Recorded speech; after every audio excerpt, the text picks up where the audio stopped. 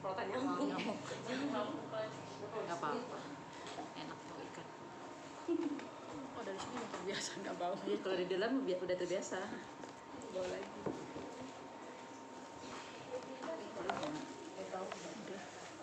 Nggak masuk kok.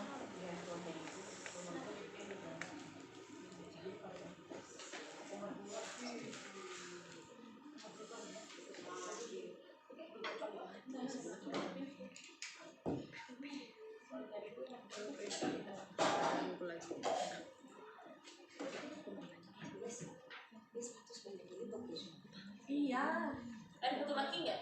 Ada. Cantik-cantik foto saya. Sepatu kulit masih bagus banget. Bisa banget. Nomor berapa? Sepatu laki 44. 44 atau 45 ya? Saya udah itu malah punya tuh. Abang gue. Saya mau beli nasi oh, yang dari kantor ya. Kamu lapar? Kalau mau lapar makan aja dulu. Tapi di sono, jangan di sini ya. Ntar wangi banget.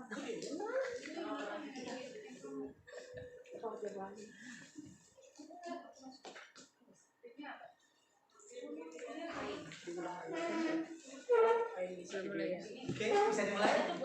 Ya. Assalamualaikum warahmatullahi wabarakatuh. Waalaikumsalam warahmatullahi wabarakatuh. Selamat siang.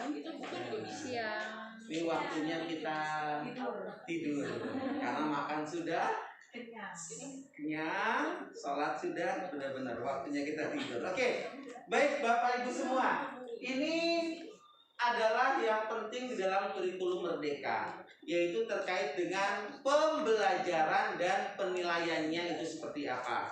Maka yuk sama-sama kita lakukan apa yang bisa kita lakukan terlebih dahulu. Yang lainnya sebagai proses pembelajaran, yang kalau proses pembelajaran itu harus kita ongoing terus. Salah sekarang nggak masalah, tapi besok kita harus cari tahu kebenarannya itu seperti apa. Nah, Bapak Ibu semua, di dalam kurikulum Merdeka ada satu poin yang harus kita lakukan untuk pembelajaran. Guru di dalam KM, sebelum dia merancang pembelajaran, sebelum dia melakukan aktivitas pembelajaran, yang harus dia lakukan terlebih dahulu adalah dia melakukan satu assessment di awal. Dan di kurikulum Merdeka ini seperti Bapak Ibu, pendidik memiliki keleluasaan. Contohnya tadi, saya mau permapel boleh, saya mau tematik boleh, saya mau terintegrasi boleh, sistem blok boleh, dan merumuskan tujuan pembelajaran dan assessment sesuai karakter. Jadi apa implementasinya yang kita akan lakukan di awal tahun, dan setiap mau pergantian materi baru, Bapak Ibu semuanya harus melakukan assessment diagnostik. Nah, jadi assessment diagnostik itu dilakukan pada saat awal tahun pertama dan pergantian materi baru. Contoh, ini si Momol kelas 4 sekarang, ya kan? 3 hari kan MPLS kemarin tuh, 11, 12, 13. Walaupun yang MPLS adalah kelas 1, tapi yang kelas lain pada ikut-ikutan kan? Nah, sebelum si Momol ini mengikuti pembelajaran matematika, bahasa, IPA secara keseluruhan, gurunya harus memberikan assessment diagnostik terlebih dahulu. Kapan waktunya? Harus dijadwalkan. Misal, nah, Senin, Selasa, Rabu kalian ikutan MPLS. Hari Kamis kalian semua Bapak akan kasih tes. Jangan bilang assessment diagnostik, tapi akan Bapak kasih tes. Tes apa Pak? Besok hari Kamis besok tesnya adalah tes matematika. Gurunya membuat soal. Soalnya itu bukan PH Bu. Jadi assessment diagnosis itu kalau awal tahun, contohnya kelas 4, buat 10 soal. 2 soal adalah soal yang ada di kelas 4. Materi-materi soal kelas 4 yang sifatnya esensial. Nih, 6 soal ya, 6 soal atau materi-materi yang diambil di kelas 3. Dan 2 soal yaitu soal yang ada di kelas 2. Jadi berikanlah asesmen diagnostik berupa tes tersebut 10 soal, 2 soal kelas 4, 6 soal kelas 3, 2 soal kelas 2. Tapi hasilnya tidak dimasukkan ke dalam buku nilai. Hasilnya diberikan untuk gurunya sebagai informasi. Ini anak saya sudah bisa belum? Punya bekal belum untuk mengikuti materi yang ada di kelas 4? Itu diagnostik yang ada di awal tahun untuk diagnostik kognitif. Karena diagnostik ada 2, ada yang kognitif, ada yang non kognitif. Dan diagnostik juga pun harus Bapak Ibu berikan setelah Bapak Ibu akan memulai materi baru. Misal, saya sudah mengajarkan anak-anak materi bilangan nih, 4 pertemuan. Besok di pertemuan selanjutnya anak akan belajar tentang materi pecahan. Sebelum bu gurunya mengajar materi pecahan, kasih tes dulu nih si anak terkait dengan materi apa yang dapat membantu anak menyelesaikan permasalahan pecahan. Gimana kalau berupa tes tertulis? 2 soal tentang pecahan. Lah, kan pecahannya belum diajarkan. Kalau udah dikasih tes, ingat, teori belajar yang dipakai di kurikulum Merdeka adalah teori konstruktivisme. Meyakini bahwasanya setiap peserta didik itu memiliki pengetahuan awal. Benar salah urusan belakangan. 2 soal tentang pecahan. 6 soal tentang apa Bapak Ibu? Kalau seandainya anak itu paham ini, pasti dia bisa nih untuk pecahan nih. Materi apa? Ya, perkalian, penjumlahan, berarti kan materi operasi hitung bilangan. 6 soal. Terus 2 soalnya lagi tentang apa? Yang membantu anak ini untuk bisa menyelesaikan soal-soal pecahan. Menyamakan penyebut pecahan soal apa? Materi apa tuh? KPK. Berarti 2 soal KPK, 6 soal operasi hitung, 2 soal pecahan. Itu contohnya dilakukan di awal tahun dan di setiap mau pergantian materi baru. Agama juga sama. Saya sudah mengajarkan anak tentang hijaiyah dan harokatnya. Selesai. Besok anak akan mempelajari tentang membaca surah-surah pendek Al-Quran. Yaitu apa?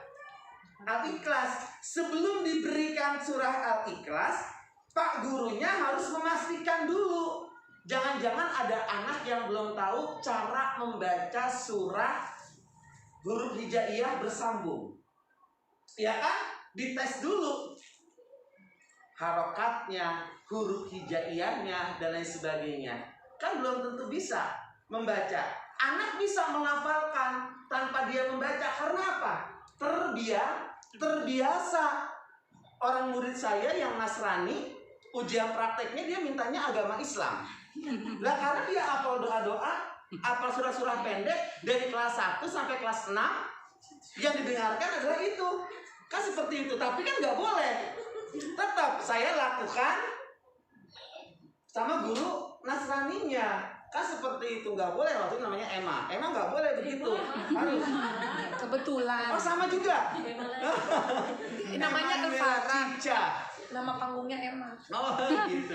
Oh, Nah panggung. itu Bapak Ibu semua. Tapi ketika disuruh baca Emma, Kan di praktek itu nggak hanya melisankan, melafalkan, tapi kamu harus baca ini huruf apa. Nggak ngerti, karena dia hanya terbiasa mendengarkan dan mengucapkan. Baca surat Al-Asri innal insana hafal, Al-Fatihah hafal, doa-doa sholat hafal, semua hafal. Tapi karena dia hanya hafal, nggak tahu hurufnya, maka kan perlu dites. Kamu nggak bisa kesini, tetap sesuai dengan ajaran kamu. Itu yang dapat kita lakukan. Assessment diagnostik, hasilnya tidak mempengaruhi nilai anak, hanya sebatas informasi untuk gurunya. Jadi kapan Bapak Ibu dilakukannya? Awal tahun sebelum belajar. Kalau kelas 1 gimana awal tahunnya? Apakah dikasih tes? Sedangkan masuk SD aja patokannya apa? Umur. Apakah ada syarat anak SD pakai sertifikat ijazah TK? Enggak. Enggak TK aja enggak apa-apa. Yang penting anak itu umurnya di atas 6 tahun dan paling tua yang paling berkesempatan diterima. Kan gitu Bapak Ibu semuanya. Kan nggak mungkin materi TK kita ujikan. Orang TK kan sebenarnya kan nggak ada materi, nggak ada baca tulis dan lain sebagainya. Kayak guru saya lakukan, nggak perlu tes tertulis. Assessment diagnostik itu nggak harus tertulis Bapak Ibu. Contoh guru saya lakukan apa? Dia ingin tahu ada materi bahasa Indonesia, cara menulis yang benar. Dia cukup begini. Nah, mana pensilnya? Angkat pensil kamu. Angkat. Yuk, kita tulis di atas awan. Gurunya cuma pengen membuktikan ini anak sudah bisa belum megang pensil. Coba tulis di atas awan begini. Ada yang megang begini. Ternyata gurunya udah menemukan begini megang pensil. Guru kelas 1 menemukan nggak anak kayak gini? Ada yang begini, ada yang begini. Nah ini kan berarti perlu diperbaiki nih. Berarti anak ini yang begini, yang begini, yang begini belum terbiasa dia menulis. Bisa jadi dia nggak dikenali cara menulis karena nggak masuk TK. 2 tahun pandemi kan, orang-orang berpikiran sayang TK cuma main-main doang kan gitu. Akhirnya anak nggak dicekain, tidak disekolahkan. Guru SD-nya, waduh beranak-anak yang belum bisa memegang pensil. Itu cara guru melakukan assessment diagnostik kognitif untuk awal tahun ketika anak kelas 1. Nggak harus tes tertulis. Kalau kelas 4 boleh. Non tertulis juga boleh. Bikin produk, dia lisan, apa segala macemnya. Kalau yang non kognitif Bapak Ibu semua hanya sebatas ingin gurunya itu cari tahu psikologis si anak itu seperti apa. Nyaman gak dia belajar di rumah? Ada nggak permasalahannya dia di rumah? Sehingga dilarang yang namanya guru membuat judgement. Judgement untuk peserta didiknya. Bisa jadi ketika guru lagi mengajar, anak-anak muridnya meleng kemana-mana atau fokusnya kemana-mana. Itu kan salah satu bentuk tidak menghargai si guru. Tapi bisa jadi penyebabnya ada. Karena 1, dia nggak suka dengan materinya. 2, dia sudah merasa pintar. Ya kan, sehingga untuk mengupgrade diri udah nggak pemerlukan lagi. Kan ada Bapak Ibu, anak-anak pintar itu kan beda. Dikasih sesuatu yang lebih mudah, dia agak menyepelekan. Ya kan, ada orang-orang seperti itu. Jangankan muridnya, gurunya aja pun ada. Diajak ikut pelatihan, diajak ikut webinar, tarik ulur, lu aja, gua aja, gitu, takut sama tugas, padahal sudah kewajiban, gitu, ya kan? Kayak ketawa nih, kan gitu. Pokoknya ketawa ngerasa. Kalau ibu serius mah, kalau ibu saya lihat dari tadi. Oke, jadi itu ya assessment diagnostik.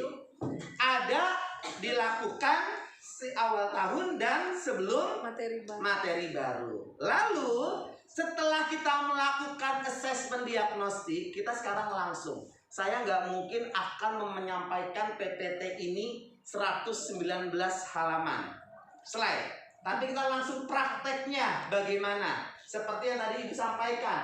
biar tahu tuh A1, B1, C1 gitu kan, dan lain sebagainya. Langsung Bapak Ibu bisa nanti praktekkan. Apa yang harus kita lakukan? Pertama, Nyalakan laptop. Iya. Kirim filenya. enggak, kalau filenya nggak usah dikirim, memang udah disediakan. Ada gitu, karena boleh digunakan untuk nomor 2. Yang pertama Bapak Ibu, harus diyakini seperti tadi Bu Elvara sampaikan, kalau di K13 kan enak, patokan kita ada silabus, ada KD-KD-nya, jelas. Kelas 1 KD Bahasa Inggris apa? Kelas 1 KD Matematika apa? PJOK apa KD-nya? Agama apa KD-nya? Sekarang di kurikulum Merdeka kelas 1, kelas 2, 3, 4, 5, 6 tidak ada nomor KD, yang ada adalah CP. Apa itu? Kita itu harus analisis dulu. CP itu apa? Capaian pembelajaran. Dari CP kita rumuskan menjadi TP. TP itu adalah tujuan pembelajaran. Dari TP kita turunkan lagi menjadi alur tujuan pembelajaran. Dari alur menjadi modul. CP, TP, ATP, modul. Bagaimana prakteknya? Saya sengaja udah siapin bangku di sini buat saya ngetik. Jadi kita sama-sama Bapak Ibu praktek, ya. Buka laptop. Tapi saya kasih contoh dulu, ya. Saya kasih contoh dulu. Saya kasih contoh, saya buka CP-nya. Nah, kita lihat. Ini CP Bapak Ibu. Saya ambil contohnya misalkan agama deh. Contoh bidang studi. Aduh, nggak kelihatan. Nggak ada. Ada bahasa Inggris ada di sini. Mau dong. Apa sih? Ini mah tinggal di print doang, Bu. Oke, ini CP nih. Ini agama. Coba kita lihat. Ini agama, fase A. Berarti fase A itu untuk siapa? Kelas 1 dan 2. Ini CP-nya. Ada Al-Quran dan hadis, ada akidah, ada akhlak, dia itu ada fikih dan ada sejarah Islam. Kita lihat semuanya. Sekarang kalau kita lihat di sini, Bapak Guru Agama, Pak siapa Pak? Pak Sai. Pak, di sini jelas nggak Pak? Mana materi untuk kelas 1, mana materi untuk kelas 2? Nggak ada kan? Nggak ada pembeda ini kelas 1, kelas 2 nggak ada. Maka langkah yang pertama harus kita lakukan adalah di kurikulum Merdeka itu, saking merdekanya, kita itu diberikan wewenang untuk menentukan materi dan menganalisis. Maka langkah pertama ini Bapak kopas. CP-nya Bapak kopas nih. Copy paste, Bapak buat yang namanya Microsoft Word-nya di sini. Nah, kemudian apa komponen-komponennya? Kita tulis analisis capaian pembelajaran. Kita lihat. Ada elemen CP, kompetensi, materi, TP. Kita pakai ini dulu. Nah, ya, kita tulis di sini elemen capaian pembelajaran,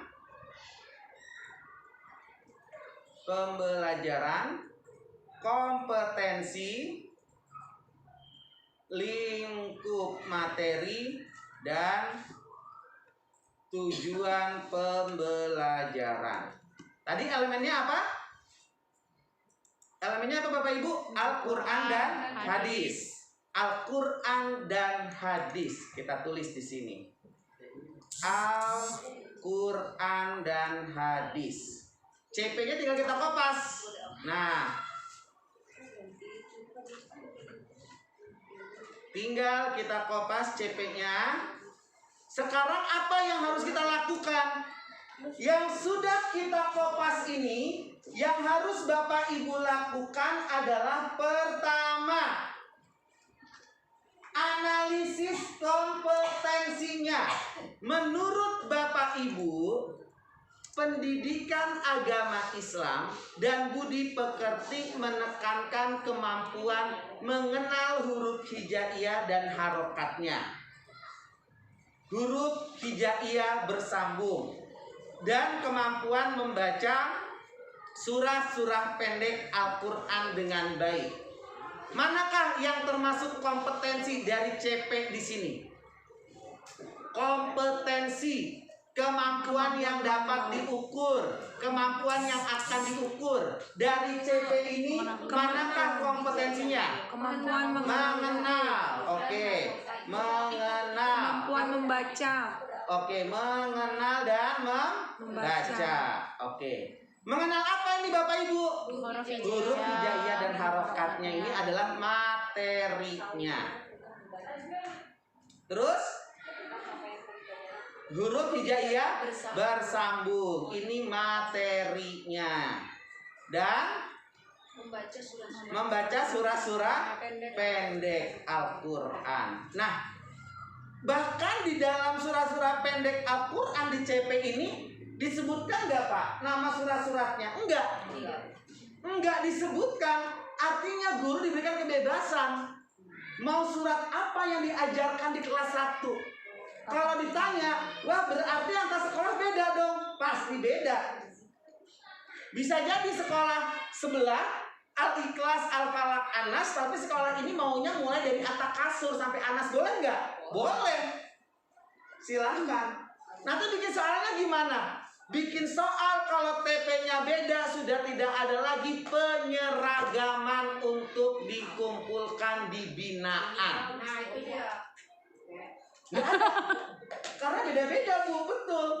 Nggak bisa disamakan. Jangankan disamakan antar binaan, 2 sekolah aja bisa jadi beda kalau guru menganalisisnya beda. Kalau sama, kita jadi punya contohnya, nah itu bisa jadi sama. Ini. Lalu langkah selanjutnya Bapak Ibu semua. Nah ini nih, ya kan? Ketika kita sudah menyusun lingkup materi, kompetensi, dan lain sebagainya ini kita buat TP. Nah, TP yang ada di kurikulum Merdeka tidak seperti kurikulum 2013. Kalau ada di 13 kan jelas ya, KD 3.1.1 ini nomor TP-nya. KD 3.1.1. Tapi kalau di kurikulum Merdeka boleh kok begini aja. 1. Mau pakai jendolan juga boleh. Atau mau pakai kode-kode boleh. Saran saya pakai kode. Nah, seperti yang tadi Ibu Elvara bilang, mungkin itu adalah kode untuk nomor TP A1, A2, A3. Nah, inilah caranya. Gimana muncul kode itu? Kita lihat di sini. Nah, Al-Quran dan hadis. Kalau saya ambil AH itu berarti singkatan dari apa? Al-Quran dan hadis. Titik 1. 1 ini menandakan kelasnya. Titik 1 nomor tujuan pembelajaran nomor 1. Al-Quran dan hadis untuk kelas 1 tujuan pembelajaran nomor 1. Nah, sekarang Bapak, kira-kira anak kelas 1 huruf hijaiyahnya apakah sudah semua atau belum? Ini guru kelas kecil ini. Oh, kelas kecilnya Ibu? Ibu belum?